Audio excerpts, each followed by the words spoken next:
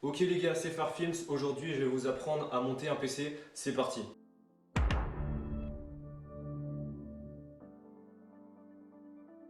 Alors moi personnellement j'ai opté plutôt pour une config orientée vers le montage, mais je sais que je pourrais faire tourner de gros jeux aussi grâce à ma carte graphique. On va commencer avec un des composants les plus importants, le processeur, le cerveau de la machine.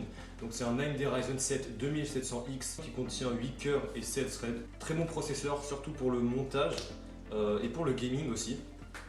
Donc à l'intérieur nous avons le processeur et donc le ventirad qui servira à refroidir le processeur. Moi j'utilise celui directement fourni avec le processeur, mais vous pouvez en acheter un autre à côté. Donc voilà, celui d'AMD RGB. Passons à la carte graphique, donc c'est une GeForce GTX 1050 Ti 4Go. Ça sera parfait pour ce que j'ai envie de faire, surtout pour le montage. La carte mère c'est une Aorus B450 Pro RGB. RGB c'est un terme que j'utiliserai quelques fois parce que j'ai quelques composants qui contiennent du RGB.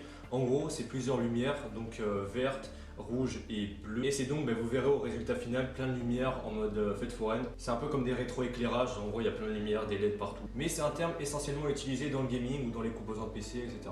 Donc la Aorus B450 Pro, une bonne carte mère, socket AM4, bien plaisir. Donc pour la RAM, on a 4 barrettes de RAM, donc de 4 Go, donc 4x4. Merci.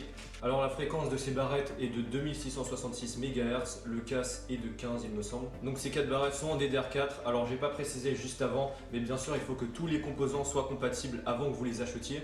J'ai un bon site qui s'appelle Top Achat, la catégorie Configomatique qui vous permet de comparer et de voir si les composants sont compatibles ou pas. Parce que si jamais vous achetez de la RAM qui est en DDR4 et que votre carte mère n'accepte que le DDR3, vous serez bien dans la merde.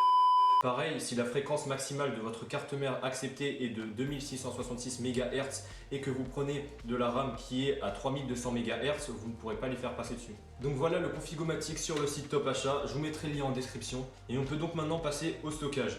Donc pour le stockage, nous avons un HDD Ultrastar de 7200 tours, 1 Tera, pour pouvoir stocker tout ce qui est vidéo, photo, les applications qui prennent pas trop de place et qui demandent pas trop de performance. Parce que sinon pour Windows, j'utilise un SSD M.2. Donc le SSD c'est un système de stockage qui permet de stocker des dossiers plus rapidement ou des applications.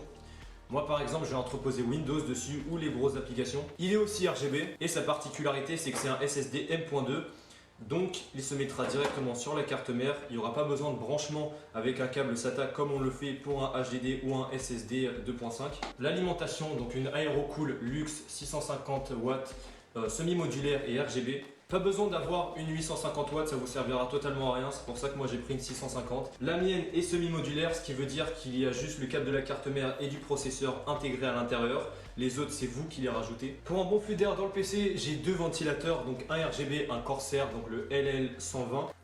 Petit problème, et je tenais à vous informer si jamais vous vouliez acheter ce ventilateur. Pour contrôler le RGB, il faut un hub de la même marque, donc Corsair. Alors le problème c'est que moi j'étais parti sur l'achat seul du ventilateur avant de me rendre compte qu'il est en fait nécessaire d'avoir le hub pour pouvoir contrôler le RGB. Donc je me suis fait douiller, mais j'achèterai le hub plus tard. Le ventilateur fonctionne quand même, seul le RGB ne fonctionne pas. Allez, on est reparti. Et l'autre c'est un Arctic F12. Faites attention quand vous achetez les ventilateurs parce que les miens, les dimensions sont de 120 mm x 25 mm. Peut-être que le boîtier n'acceptera pas cette taille là et acceptera plus petit. La pâte thermique, ce qui est utilisé pour pas que le PC chauffe trop ou refroidisse trop, ce qui est mis entre le ventirad et le processeur.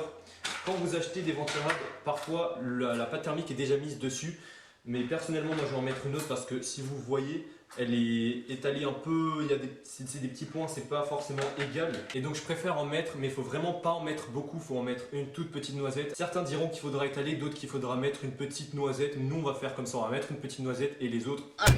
Et enfin le boîtier, un Aerocool, bien évidemment fenêtré pour qu'on puisse voir tous les composants qui brillent de mille feux à l'intérieur. Et puis voilà, on est parti.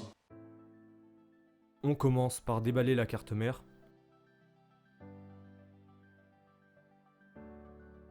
On sort le processeur de sa boîte. Alors comme vous l'avez vu, mon processeur c'est un AMD mais c'est à peu près le même fonctionnement pour un Intel. Donc vous commencez par soulever le levier. Installer le processeur en fonction du détrompeur, vous l'aurez, moi par exemple je l'ai là en bas à gauche. Parce que si vous installez le processeur avec les pins force, ça veut dire que vous l'avez mis dans le mauvais sens. On met la pâte thermique, la petite noisette, on s'en rappelle.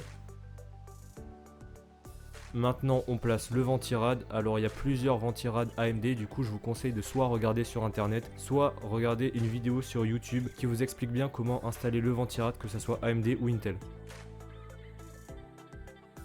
Maintenant pour la RAM, on commence par désenclencher les boutons en haut et en bas des slots de la carte mère pour ensuite placer la RAM. Il y a un trou dans la barrette qui n'est pas au centre, ça s'appelle le détrompeur, donc si tu ne peux pas mettre ta barrette, il faut que tu la retournes.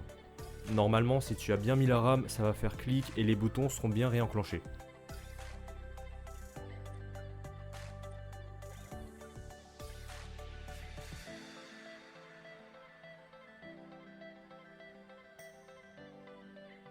Personnellement, j'ai un SSD M.2, alors on dévisse la vis, on enlève le plastique et tu rentres le SSD M.2 à l'intérieur, c'est vraiment simple. Alors j'ai pas filmé l'installation du disque dur, donc si jamais vous voulez savoir comment on l'installe, j'ai mis un lien dans la description. Et si vous voulez aussi l'installation détaillée de chaque composant, j'ai mis les liens dans la description. On peut continuer en dévissant soit la vitre si vous avez un boîtier fenêtré, soit le côté métallique si votre boîtier n'est pas fenêtré.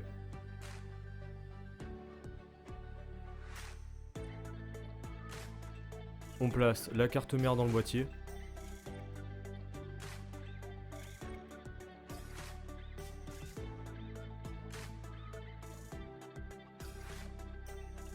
Moi pour ma part il n'y a pas de plaque IO Shield, elle est déjà intégrée sur la carte mère, mais si jamais vous en avez une livrée avec la carte mère, il vous faudra la mettre au préalable.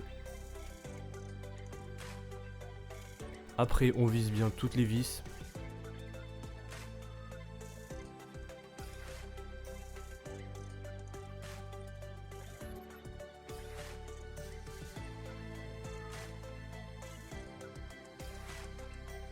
On va maintenant faire comme si on voulait mettre la carte graphique dans le port PCI Express pour regarder les dimensions. On enlève les plaques métalliques nécessaires à l'arrière du boîtier pour installer la carte graphique.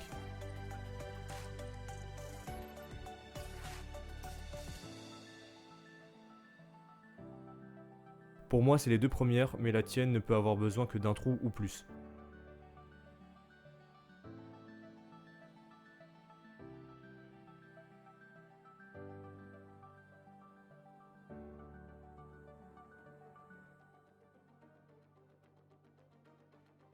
On désenclenche comme pour la RAM le bouton du port PCI Express et on peut installer la carte graphique.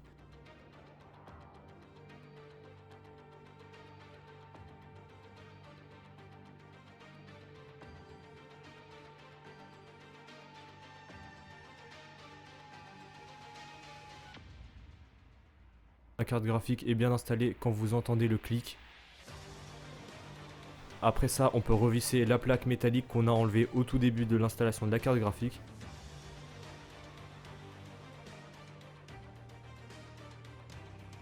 On installe l'alimentation. Après ça, on l'installe de façon à pouvoir l'aligner avec les trous pour mettre les vis.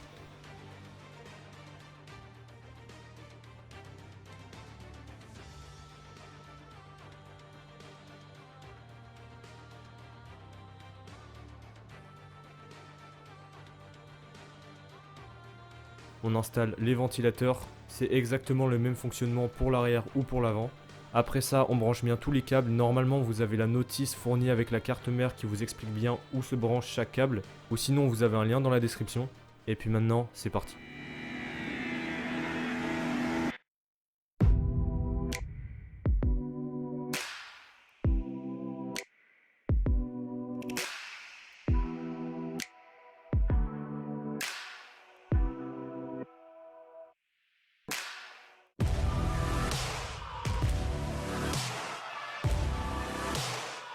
Et voilà, c'est tout pour cette vidéo. Maintenant vous savez comment monter un PC. Je referai une vidéo setup et le PC aura bien changé vu ce que j'ai prévu.